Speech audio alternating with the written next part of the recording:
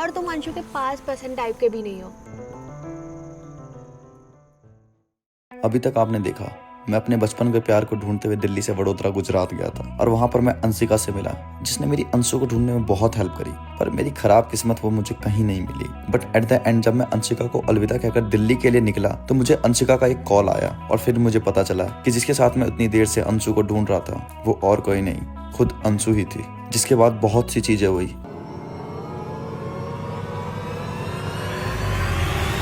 सामान पैक कर भाई, मुझे नहीं रहना यहाँ पे एक भी सेकंड।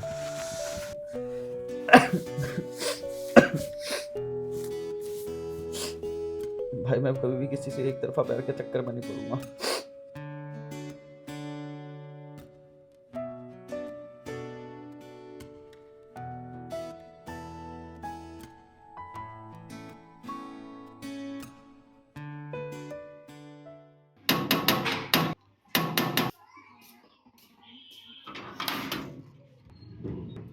इतना बड़ा हो गया तूने हमें बताना जरूरी भी नहीं समझा।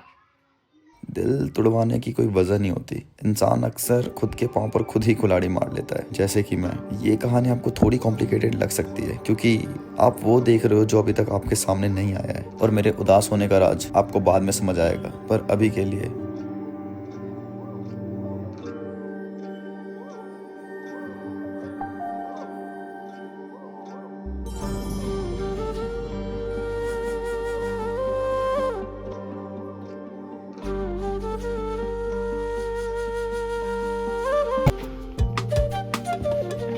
कहाँ गया था बोल। दी आज मेरा मूड नहीं है, आज रहने दे, किसी और दिन बात करते हैं इसके ऊपर। मुझे नहीं पता मेरे साथ क्या हो रहा है।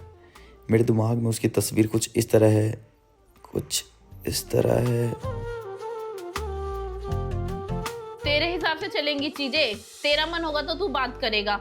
और ये क्या नया रिश्ता बना लिया तूने वडोदरा में जाके? ज्यादा जवानी चढ़ रही है तुझे, सब पता है मुझे। मैं ऐसा नहीं करना चाहता दी। मैं खुद नहीं चाहता उसके बारे में सोचना, ना ही मैं तुझे हर्ट करना चाहता।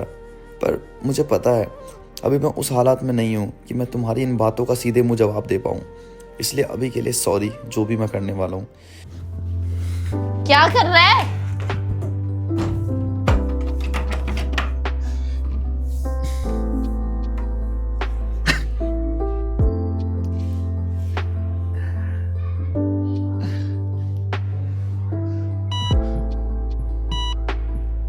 अंशु के 5% टाइप के भी नहीं हो।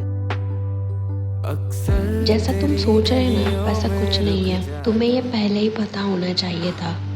नहीं समझ आ रहा उसने मेरे साथ ऐसा क्यों किया।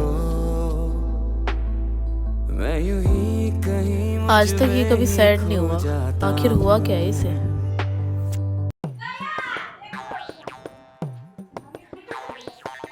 ओए रुक, तू कहाँ जा रहा है? दीदी मेरी कोई गलती नहीं थी, मेरे को जबरदस्ती लेकर गया था। मैं तो इसको मना कर रहा था मत जा। मैंने कहा मम्मी से पूछ ले, कह रहा मम्मी को कुछ पता भी नहीं चलेगा। मेरी तो कोई गलती भी नहीं दीदी, आई एम रियली सॉरी। और हमें तो कुछ पता ही नहीं चला। दीदी मैंने तो इसकी पहली बार मदद करी थी, उसमें भी मैं फंस गया। आगे से कभी नहीं करूंगा, आई एम रियली सॉरी। आगे से तो सब देगा ना साथ, जब यहाँ से बच के जाएगा।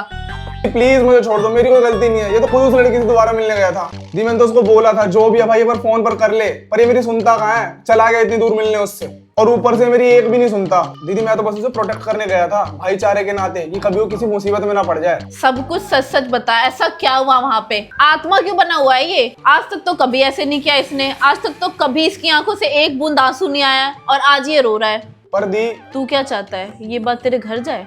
पर ब्रो कोड। ठीक है, फिर मैं कॉल कर देती हूँ घर पे। अच्छा ठीक है बताता हूँ। दीदी अगर वो एक कप चाय मिल जाती तो मैं अच्छी स्टोरी सुना देता। करूँ घर पे कॉल? नहीं मैं वैसे भी अच्छी सुना देता हूँ। सुना।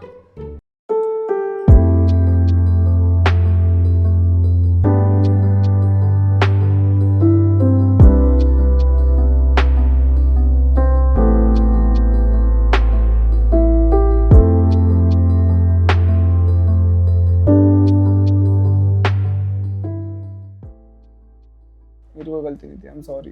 मैंने उसको समझाया था। दे मुझे नहीं पता था कि ऐसा कुछ होगा। इसके कॉन्फिडेंस को देखकर लग रहा था कि उन दोनों के बीच में कुछ केमिस्ट्री है, बट आखिर में सब उल्टा पड़ गया। तो अब दीदी वो टूट गया पूरा अंदर से। उसने अपनी पूरी लाइफ में कभी किसी से इतनी अटैचमेंट नहीं की, और पर जब उसने की तो तो अब अच्छा दी, तो मैं चलता हूँ। अगर आपको कुछ काम पड़े तो मुझे बता देना, ठीक है? ठीक, ओके दी। कुछ तो करना पड़ेगा। तेरी याद आई है।